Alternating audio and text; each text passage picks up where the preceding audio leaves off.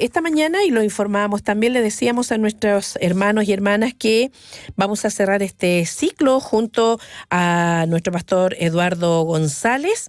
Él es veterinario, no nos olvidemos, primeramente pastor, obrero, siervo del Señor, pero en esta profesión hermosa que tiene que ver con los animalitos, con las mascotas particularmente, y ya vamos a cerrar entonces este ciclo de compartir junto a él. Muy bienvenido, pastor, en esta mañana. Muy buen día.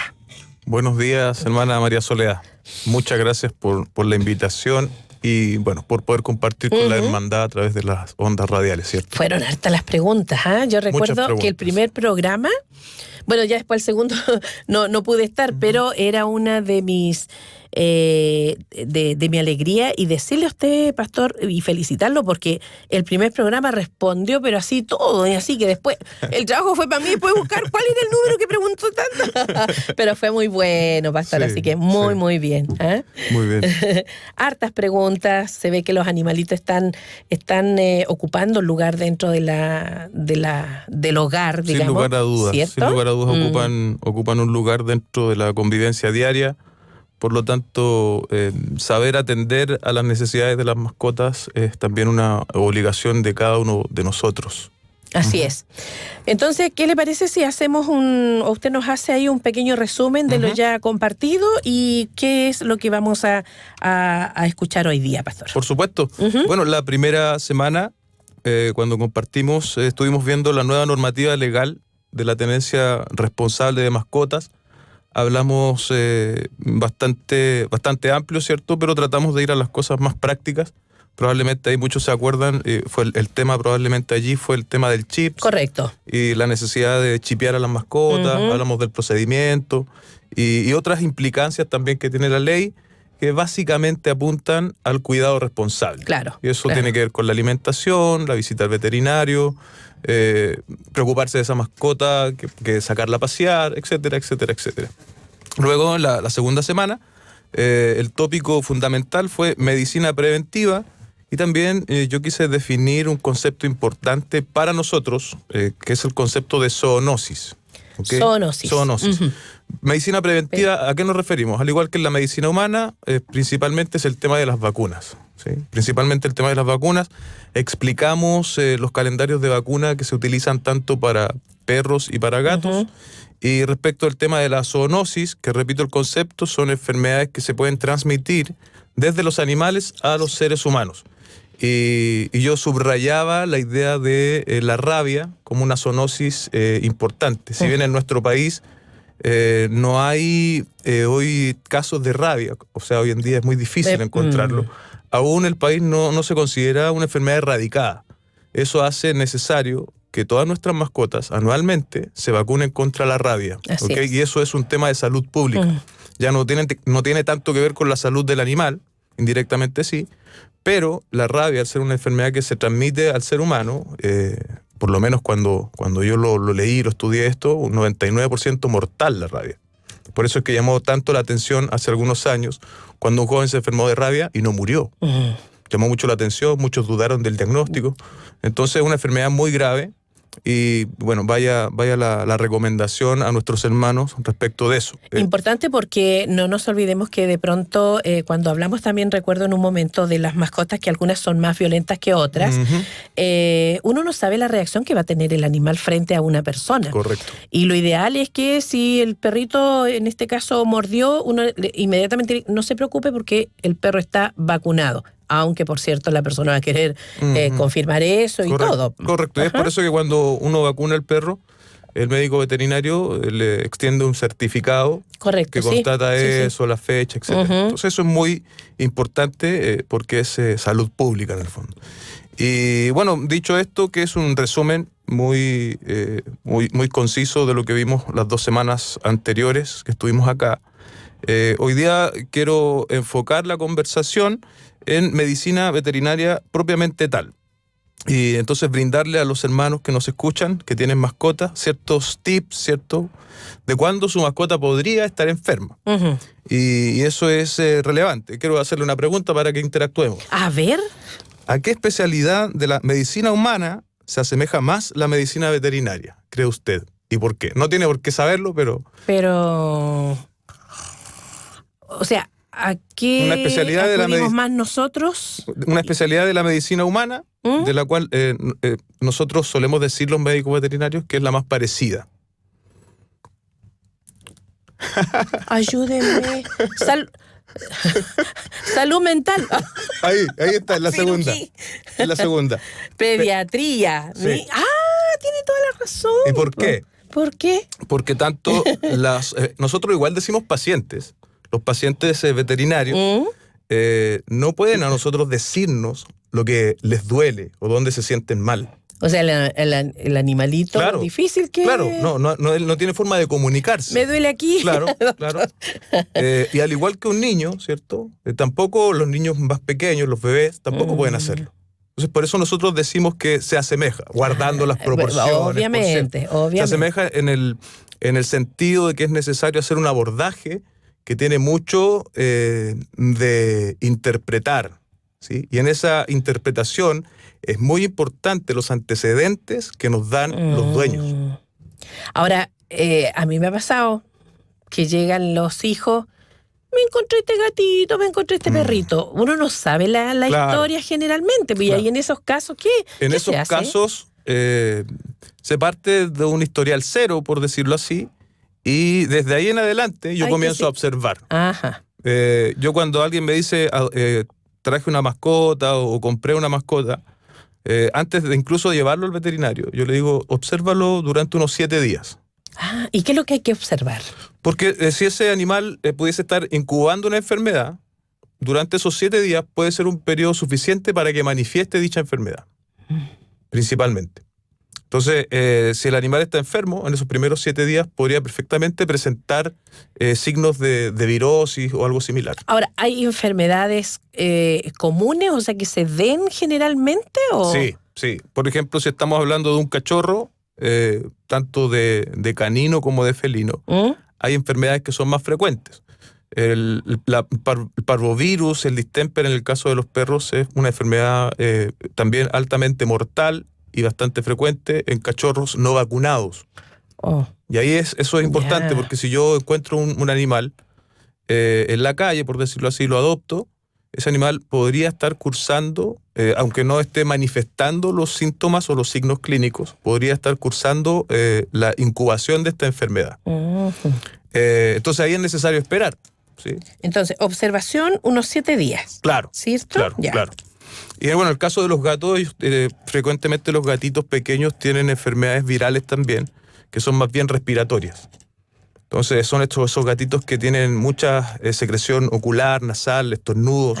También es muy frecuente. La verdad es que con un buen tratamiento, en el caso de esas enfermedades, suelen solucionarse bien. Tiene que ver mucho también con el estado nutricional de ese gatito. Si es un gatito que está muy mal nutricionalmente, es más difícil. Pero en general suele ser exitoso el tratamiento en esos casos. Entonces, ¿por qué decía yo esto de la pediatría y la medicina veterinaria?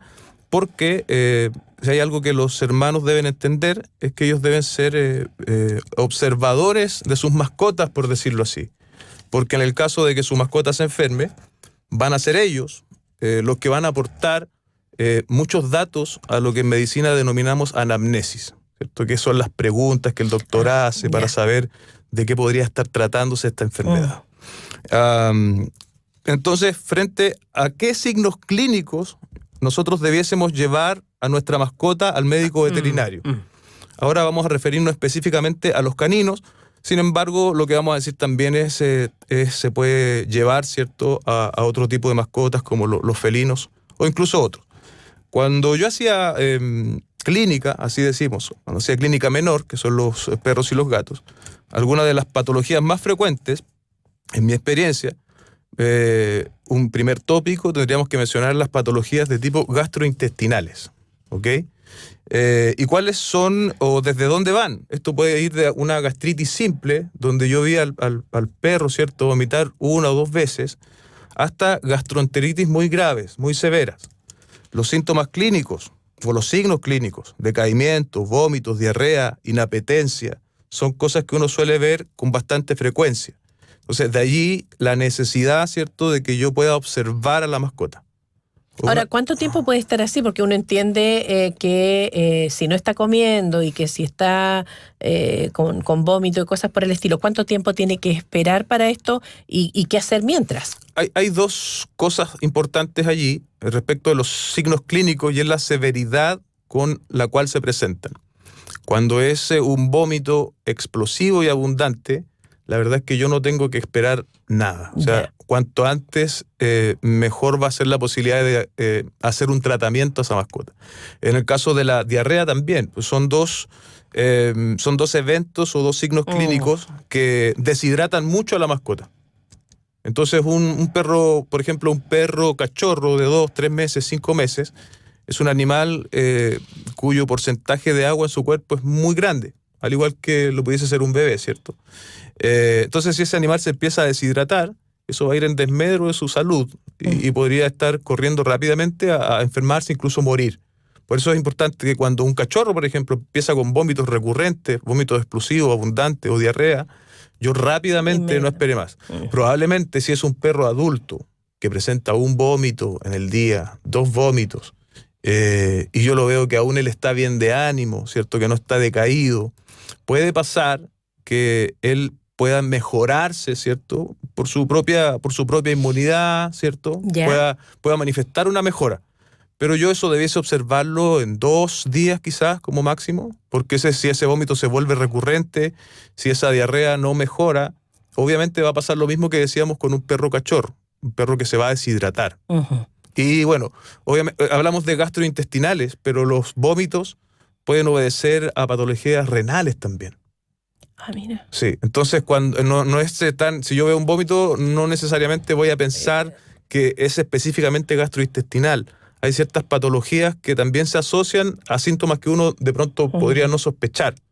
De ahí la importancia, ¿cierto?, de ir al veterinario frente a este tipo de situaciones. Dígame. ¿Mito o realidad?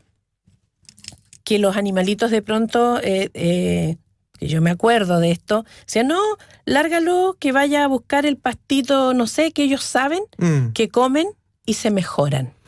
Sí. ¿Qué hay de eso? Es como cuando uno le dice, no, tómate tal hierbita y te va a pasar. Hay algo de cierto. ¿En qué sentido? ¿Por qué el perro va a comer pasto? Porque eso le produce emesis o vómito. Entonces, es como una... Es como una limpieza claro, es como una forma que su propio organismo busca de desintoxicarse, por así decirlo. ¿Sí? Entonces ahí, por ejemplo, si el animal comió algo que no dañó mucho su sistema digestivo, va a ir y es muy frecuente que lo hagan, ¿cierto? Y coman este pasto y eso le produce un vómito. Y van a pasar un par de días y el perro va a andar tal cual como siempre. Pero ese perro en particular va a ser un perro que no se va a desanimar y que no va a dejar de comer. Cuando yo asocio los síntomas a inapetencia y decaimiento, claro, ahí ya es más... es sin lugar a dudas el momento de visitar al veterinario. Y como le decía antes, podemos ir de gastritis simples y cuyo tratamiento va a ser más bien médico, muchas veces con inyecciones, muchas veces con tratamiento oral. Y también hay gastritis por cuerpo extraño. ¿Qué quiere decir esto? Que el perro se comió algo que está haciendo las veces de tapón en su intestino. Suele suceder que esto no se destapa, por así decirlo, y ahí la única opción que tenemos es operar. Y cuando hablamos de una cirugía, es una cirugía mayor, porque tenemos que abrir, ¿cierto?, esta mascota, buscar ese cuerpo extraño, sacarlo y volver a unir ese intestino. Entonces esas son cirugías ya más importantes, pero ahí usted ve, por ejemplo, que podemos ver de algo muy leve hasta algo muy grave.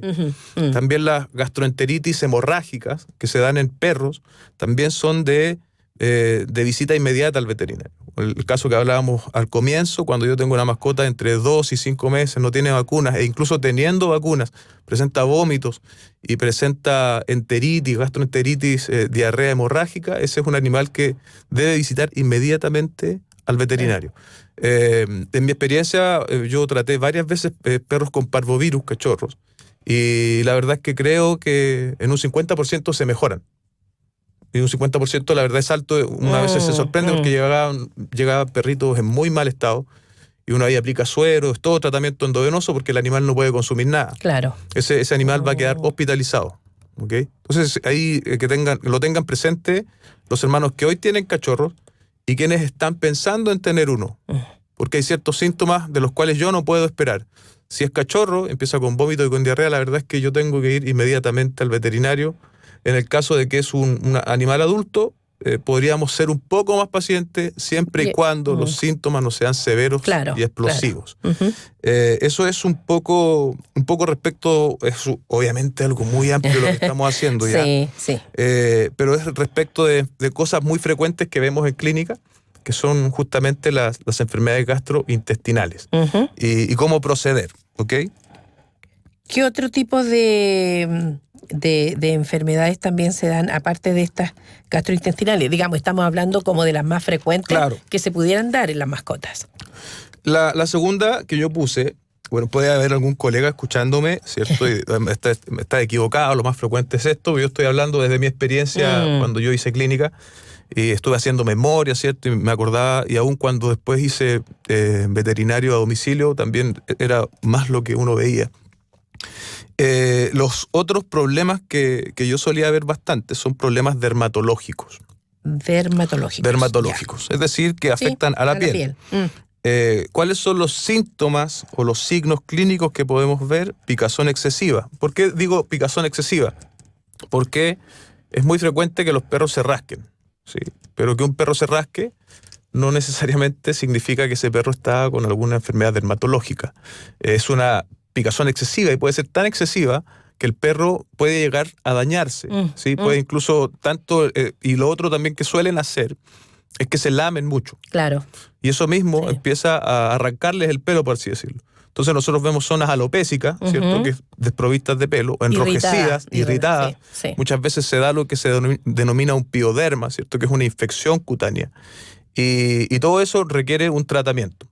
En este sentido, creo que las personas suelen esperar mucho. Porque como es un tema superficial, generalmente cuando son perros de talla mediana o más grande que viven en el patio, no hay una convivencia tan estrecha, ¿sí? Distinto a un perro que está a puerta adentro. O sea, cuando es un perro que está de la puerta hacia afuera, esto pasa más desapercibido. Aún así, los problemas dermatológicos son muy frecuentes y también requieren el tratamiento médico. Dentro de la etiología, ¿qué es etiología? Es lo que está causando la enfermedad. ¿Cuál es lo más recurrente? Los agentes causales de una enfermedad dermatológica son múltiples y es por eso que debe evaluarse por un médico veterinario. Es más, en su oportunidad yo recuerdo haber tratado ciertas mascotas en los cuales yo apliqué los tratamientos, hice los exámenes que eran necesarios como para enfocar un diagnóstico, pero en un punto uno se siente superado. Claro.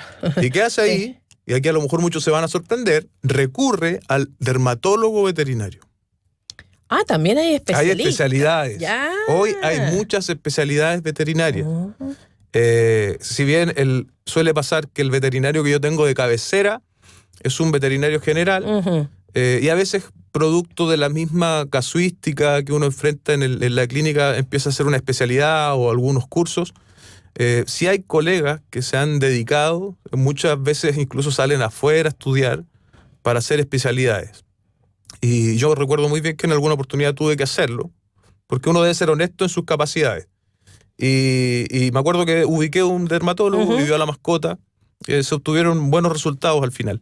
Y que no nos llame la atención si de pronto el veterinario, o sea, yo prefiero que mi mascota sea vista por un veterinario que conoce sus capacidades y hasta dónde él puede llegar, versus alguien que va a estar inventando diagnósticos o incluso experimentando tratamientos, lo que pudiese ser mucho más nocivo para la mascota y para el bolsillo, ¿por qué no decirlo? Seguro. Dentro de estas patologías dermatológicas, la que yo considero más frecuente es la alergia por la picadura de la pulga. Nosotros solemos decir alergia a la pulga, pero no es alergia a la pulga.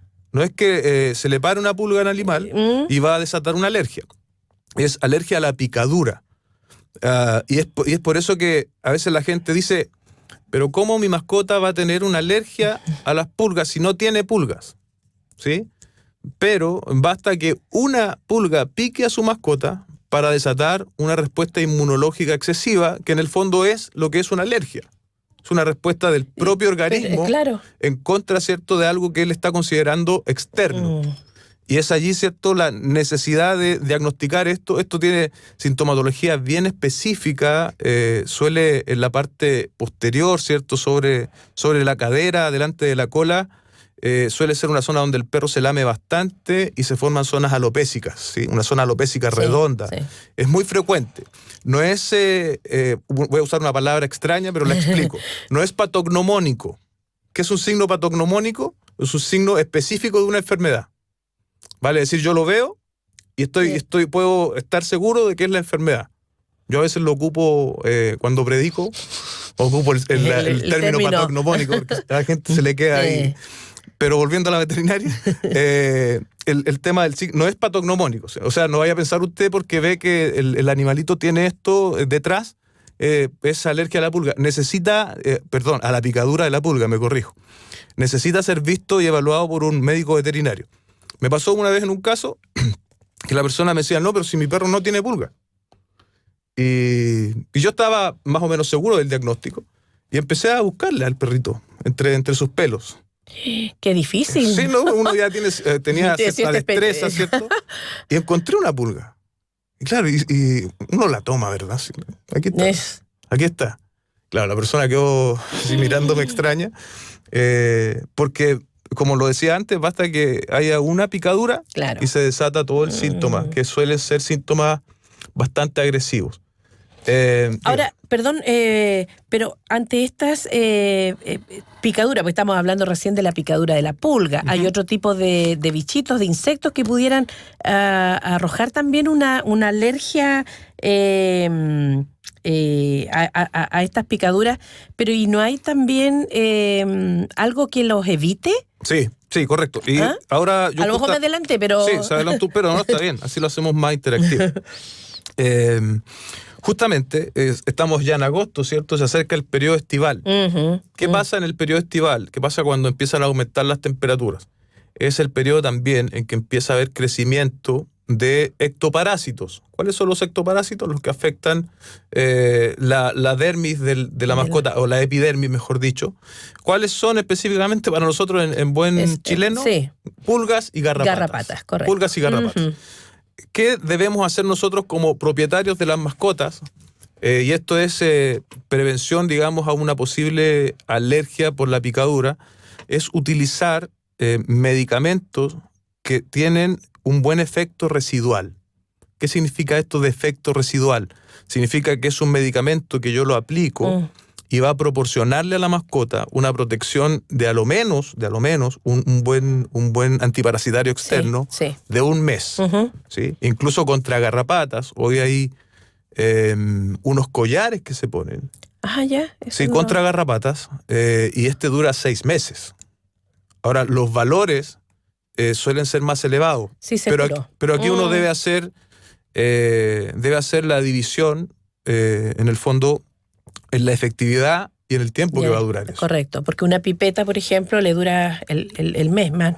En el caso, por ejemplo, cuando yo tengo un animal alérgico, nosotros recomendamos, independiente que sea verano o invierno, estar aplicando todos los meses una pipeta. Una pipeta de buena calidad. No sé si podemos dar el nombre.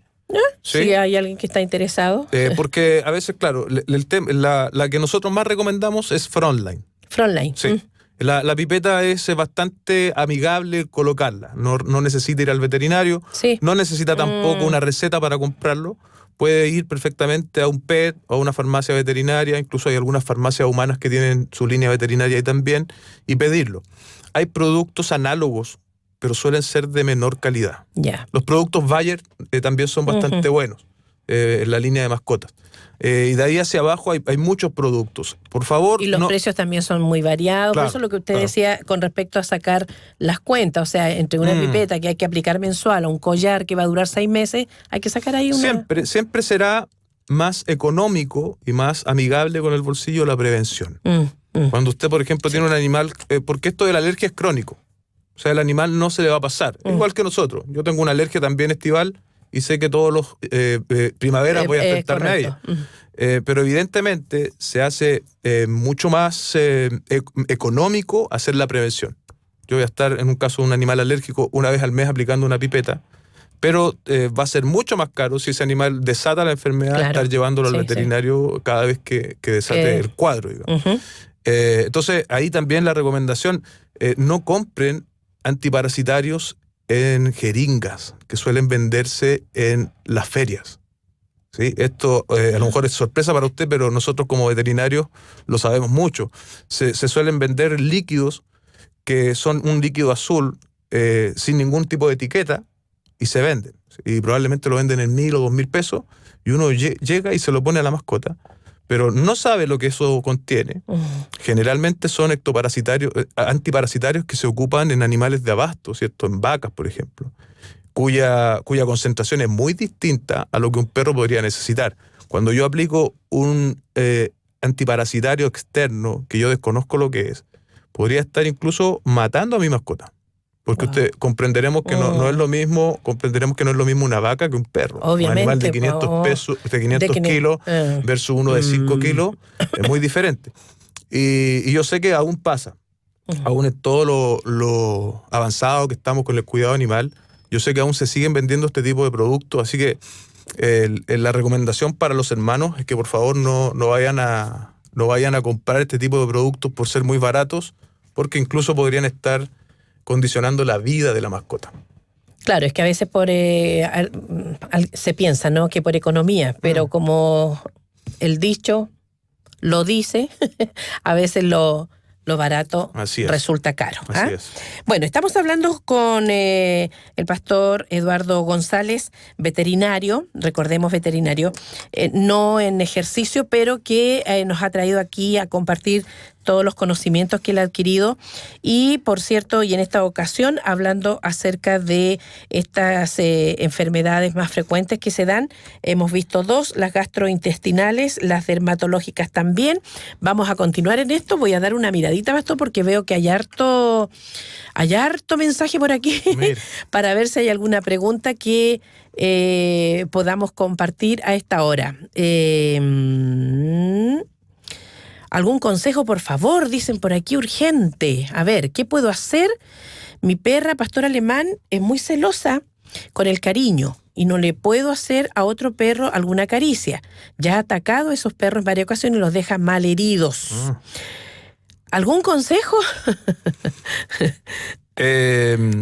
Bueno, los animales, ¿cierto?, tienen un comportamiento instintivo y las conductas se suelen perpetuar en el tiempo y ahí es complejo. Hablábamos recién de la especialidad. Hoy también dentro de la veterinaria está lo que es el etólogo. ¿Y qué estudia el etólogo? Estudia el comportamiento de la mascota. Ya. Entonces, un etólogo podría ayudar en ese sentido, sobre todo cuando son animales agresivos, podría dar cierta directrices. La verdad es que no se me ocurre ningún consejo a priori porque tal como una enfermedad, una conducta necesita ser estudiada. Entonces, el veterinario que ejerce esta especialidad va a ser un veterinario que va a ir, va a observar y según eso él va a dar algunas indicaciones para ver si se puede salir de esta conducta agresiva. Ya. Hola, tengo un perro vaca. ¿Come pasto siempre? Come pasto siempre. Dice, ¿qué hago para que no coma? No sé si le gusta. Bueno, ¿Qué pasará ahí? Decíamos recién, una de las causas por las cuales los perros comen es para producirse el vómito. Y otra, bueno, probablemente es porque el perro se acostumbró también a hacerlo. No se me ocurre, salvo, ¿cierto?, que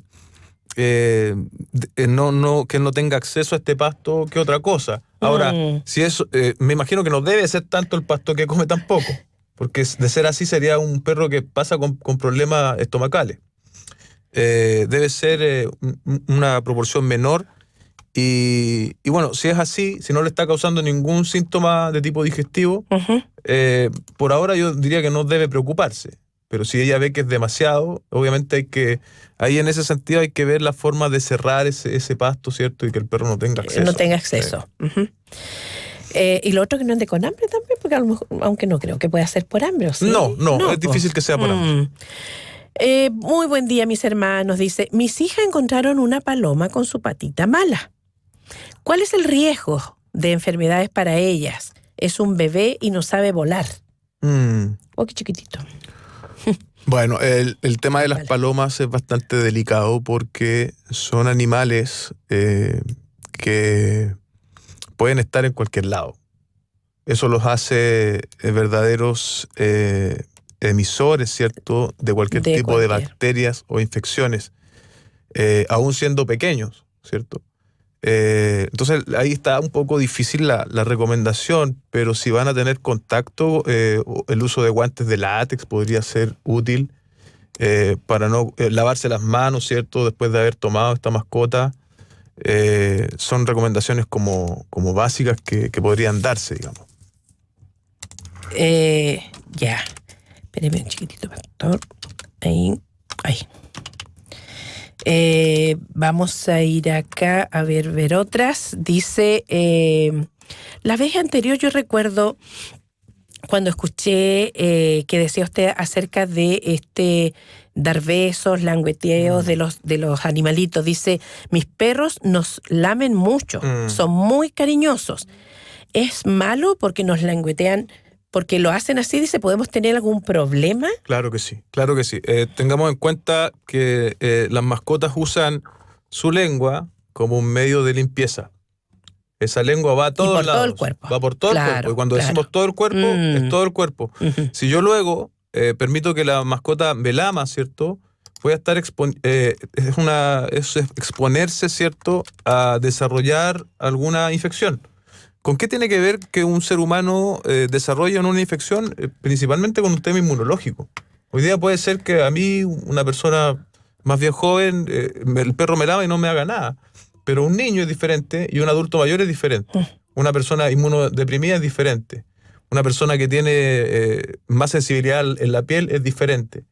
Y de ahí es que lo necesario es que no tratemos de perpetuar estas conductas, porque son potencialmente dañinas y nocivas desde el punto de vista de las infecciones. Lo que pasa es que de pronto también estos spots televisivos son muy también en ese sentido, claro, como que animan a eso, ¿no? Sí, claro que sí. Muy buen día, dice, mi hijo tiene 6 años y quiere tener una mascota. Yo quiero una tortuga, ya que es lo menos contaminante, ya que vivo en departamento. ¿Qué me recomienda? ¿Sí o no? ¿La tortuga u otra mascotita para este pequi de 6 años? Bueno, ojo con las tortugas. Una tortuga ¿menos contaminante, dice? ¿En qué sentido lo dirá? Probablemente a lo mejor hace el contraste con lo que hemos estado hablando. O porque no hace ruido. También puede ser, ¿no? Ahí el tema de las tortugas fue un tema muy popular hace algunos años. Estaba con las tortugas de orejas rojas, que son tortugas semiacuáticas. Y pasó que yo compro la tortuga así, de 5 centímetros, y luego esa tortuga comienza a crecer. Y ya no me sirve el primer acuario que tenía pequeño. Claro. Y muchas personas comenzaron a dejar en ríos, en arroyos, cosas de ese tipo a las tortugas. Y cuando yo suelto, porque esa tortuga de orejas rojas no es originaria de Chile, cuando yo suelto cualquier especie al medio ambiente, eso es un daño enorme al ecosistema. ¿Ok? Entonces, con la tortuga, al igual, hay otras tortugas, las tortugas en general son prohibidas, ¿sí? La tortuga de tierra es una tortuga que está prohibida su tenencia, salvo que sean tortugas importadas. Es una mascota que yo tengo que entender que no va a interactuar mucho conmigo, ni con el niño, claro, ¿sí? Porque es un animal que vive su propia vida, no interactúa, pero también tengo que tener en cuenta lo que yo decía recién, que va a ser un animal que va a crecer, y una tortuga puede vivir muchos años. Me acuerdo cuando yo atendía a domicilio, había una persona que tenía una tortuga y tenía como 30 años la tortuga. Era una tortuga ya grande, de tierra. Entonces tenemos que tener en cuenta eso, que es un animal que puede vivir mucho tiempo. Y si también nosotros contamos con ese tiempo, ¿cierto?, para poder darle el cuidado. En el caso de las tortugas semiacuáticas es muy frecuente que terminan. El problema es que hay un potencial de reproducción. Si ese animal se habitúa a ese hábitat, empieza a reproducirse, ese animal va a competir con otros que están naturalmente allí. Y ahí es donde se empieza a afectar la fauna y la flora local. ¿Sí? Hace poco estuve de vacaciones en Viña, donde está el parque, ¿cierto? Que está en Viña, no recuerdo el nombre en este momento. Y de pronto iba caminando y me tropiezo con una tortuga de estas que le digo, semiacuática. ¿Por qué? Porque pasa lo que le digo yo. Las personas se aburren y van y creen que están haciendo lo mejor, pero en realidad es un daño, es un potencial daño. Entiendo que incluso ya hay reportes de asentamientos de estas tortugas y que ya se están reproduciendo. Es lo mismo que ocurre con las famosas cotorras argentinas. Ya. A alguien, no sé bien la historia, probablemente se le soltaron unas parejas de esto. Y hoy día tenemos cotorras argentinas por todos lados. Esos loros que uno ve acá en Santiago son cotorras argentinas. No, es una especie exótica para Chile. Hasta ahora no ha causado daños mayores, pero yo estoy seguro que sí está haciendo un daño, porque tuvieron esta posibilidad, ¿cierto?, de asentarse en la fauna y de empezar a reproducirse muy rápido. Entonces, todo lo que es exótico suele hacer daño a nuestra fauna y flora que es endémica, que es propia del país. Entonces, ojo ahí con eso. O sea, cada uno en su medio ambiente. Pues. Así es. A ver, avancemos un poquito más. Tenemos algunos minutos, Pastor, porque nos quedamos en dos de estas enfermedades como frecuentes, como comunes. ¿Habría otras? Sí, claro. ¿Sí? En el tema de las enfermedades alérgicas, también se da en menor proporción las alergias de tipo alimentaria. Ya. Y esto sí requiere, la verdad es que cuando llega un paciente con alguna afección dermatológica, no se sorprenda, porque lo primero que el veterinario le va a pedir es un examen directo de pelo, que en el fondo lo que hacemos es raspar la piel con un bisturí y enviar esa muestra a un laboratorio. A veces hay veterinarios que tienen su propio microscopio en su clínica y ven inmediatamente para empezar a descartar ciertas cosas. Las enfermedades de la alergia alimentaria se produce porque también el animal desconoce cierto tipo de proteína. La proteína más utilizada en los alimentos comerciales es la de vacuno. Entonces, mi mascota eventualmente podría presentar una alergia a ese tipo de proteína. ¿Qué va a necesitar? Una proteína diferente en el alimento. Las hay. Hay a base de cordero, de pollo, e incluso hay una línea de alimentos medicados, de Hills, que es hipoalergénico. Absolutamente hipoalergénico. Eso ya es para casos más severos de alergia alimentaria. En comparación, si comparamos la frecuencia, la casuística de una alergia alimentaria versus una por alergia a la picadura es menor, pero sí son cosas que suelen darse. Y para ello, probablemente el médico va a requerir de exámenes. También hay en los animales exámenes como los que nosotros nos hacemos para detectar ciertas alergias. También existe. Y también eventualmente podría ser requerido. Y también otro problema dermatológico distinto al que estamos describiendo recién, que son las alergias, son los ácaros. Los ácaros, famosos ácaros. Los ácaros. Y aquí tenemos que decir que probablemente el más frecuente es la sarna. Y la sarna afecta a animales inmunodeprimidos. ¿Sí? Generalmente son cachorros, a veces perros más adultos. Y aquí hay que diferenciar, y esto sí es importante, porque hay dos tipos de sarnas. Voy a usar los nombres científicos, pero para que los hermanos me entiendan la diferencia. Hay una sarna que se denomina demodésica.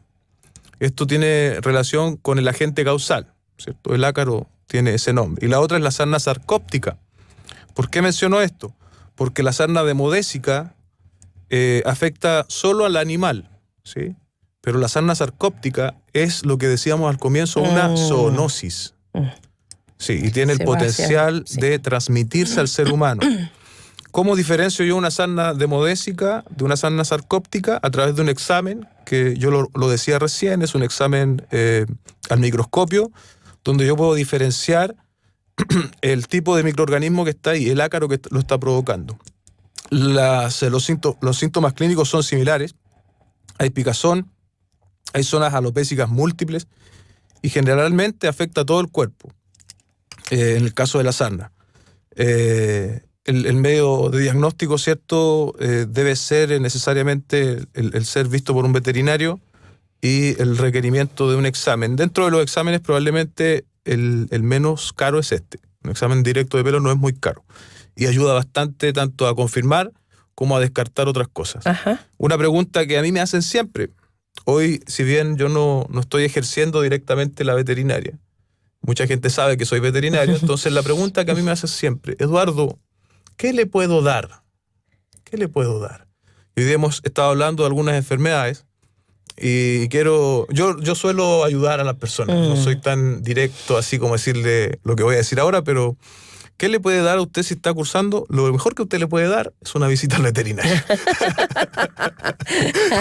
Lo mejor que si usted está sospechando, si usted está viendo ciertos signos clínicos, claro. no le dé nada, no le dé paracetamol, no le ponga la crema que usa usted, no utilice ninguna de estas cosas, porque las mascotas no funcionan como nosotros en muchos aspectos. Entonces, lo que para mí un paracetamol podría ayudarme, a una mascota podría hacerle mucho mal, o un ketoprofeno, porque la dosis es diferente. Y ha pasado, muchas veces llegan consultas veterinarias por medicamentos, por el sobreuso de medicamentos, con gastroenteritis también por el uso indiscriminado de ketoprofeno o de dosis excesiva. Entonces ahí la necesidad. Hoy en día tenemos un gran abanico de posibilidades para poder consultar a los veterinarios, a los colegas, y si usted empieza a ver algunos de estos síntomas que hemos visto hoy en su mascota, no empieza a buscar por internet, claro. No empieza a googlear el tratamiento. Lo mejor que usted puede hacer es acercarse a alguna clínica veterinaria. Claro, es que es lo mismo que... A ver, aquí volvemos al comienzo, cuando tuvimos el primer programa.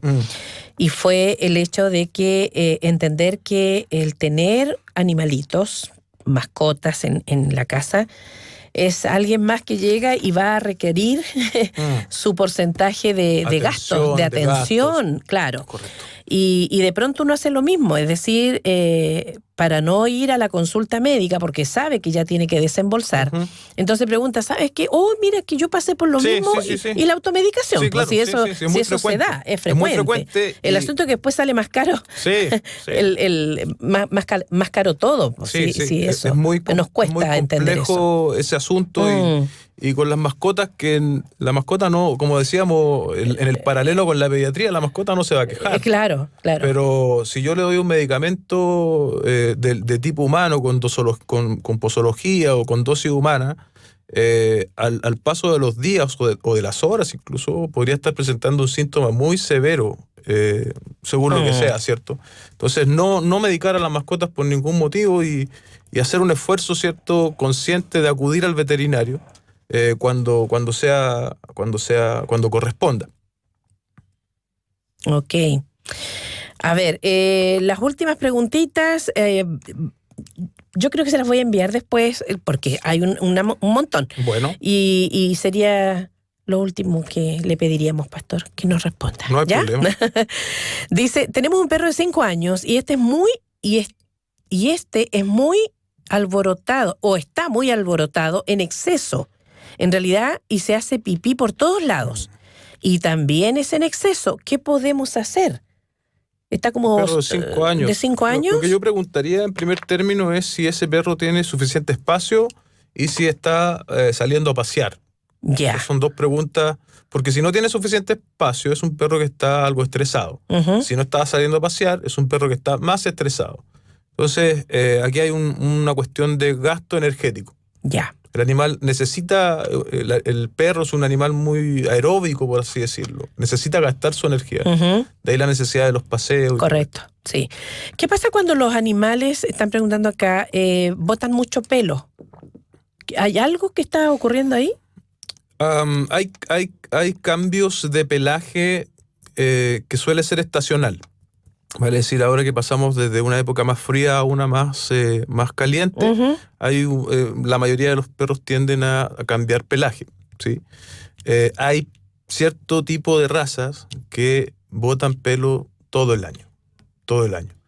Y por eso es muy importante, por ejemplo, si yo voy sobre todo en el tema de las razas, ¿sí? Si yo quiero tener un perro de raza y tengo un espacio pequeño, un departamento, por así decirlo, tengo que necesariamente estudiar un poco sobre esa raza, porque hay razas que botan pelo todo el año.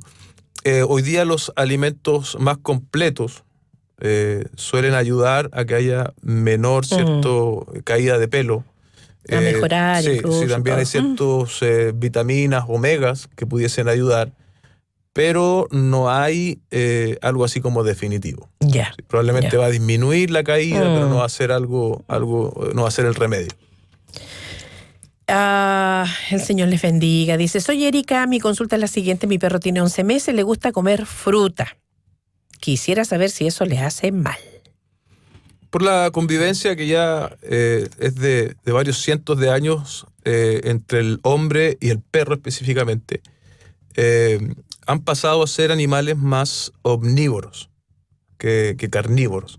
Entonces eso hace que ellos puedan tolerar, por ejemplo, el tema del pasto que decía recién la hermana, el tema de la fruta, pero aún así sigue habiendo la necesidad de que de esa mascota tenga su fuente proteica. Si no es en exceso no veo mayor problema. Si no le genera ningún problema gastrointestinal no veo mayor problema. Pero nunca puede ser, o sea, yo a lo que voy, no puedo darle un tiesto de frutas, eso ya estaría mal. Sí. Pero si es eventualmente un pedacito no veo mayor problema. En los sectores sureños las cotorras producen daños mayores, especialmente todo lo relacionado con semillas. Ahí está lo que yo decía recién respecto de las cotorras argentinas. Sí. Ya. Entonces, tiene su daño. Buen día, hermanos. A nosotros, dice, nos regalaron una tortuga y era como un perrito, seguía a los niños. Era muy regalona. Mire. Era. ¿Qué pasó? ¿Qué pasó?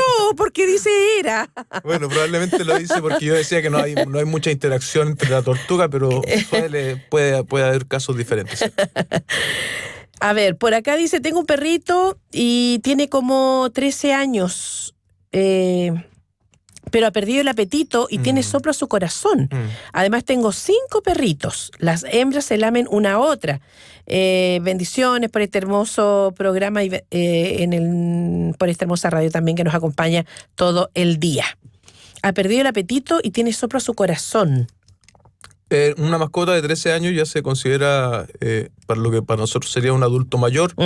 Y la verdad es que los soplos no son algo tan extraño. Eso también debe ser diagnosticado porque hay distintos tipos de soplo, ¿sí? Hay grados y aquí también hay especialidad.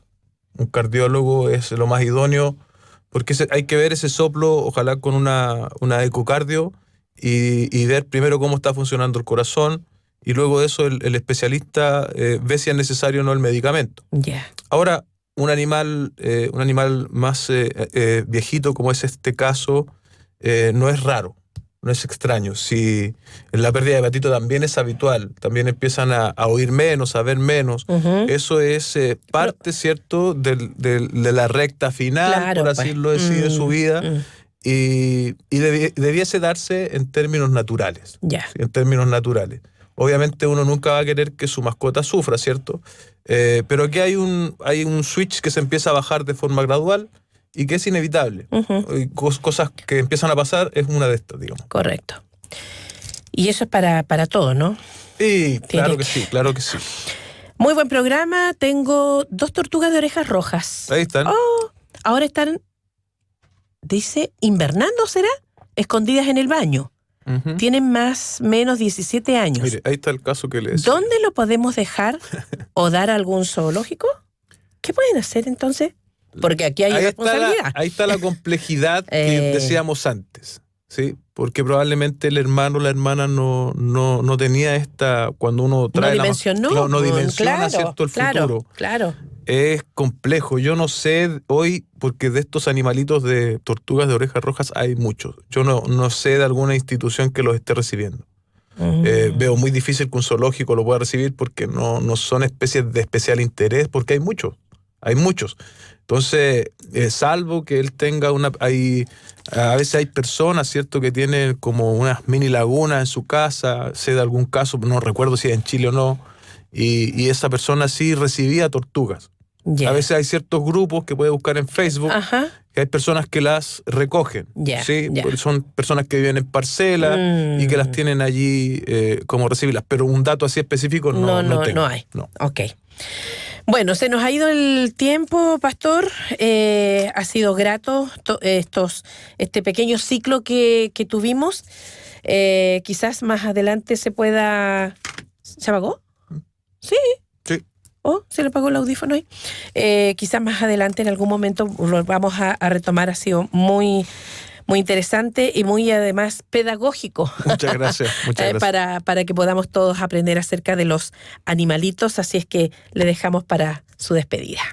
Muchas gracias. Bueno, ha sido una linda oportunidad de estar compartiendo con los hermanos que escuchan Radio Armonía y poner al servicio, ¿cierto? Yo, si bien hace algún par de años ya no estoy muy dedicado al tema en particular, hoy día mientras preparaba el tema uno se da cuenta que son cosas que están muy internalizadas, ¿cierto? Producto del estudio en la universidad y luego de ejercerlas.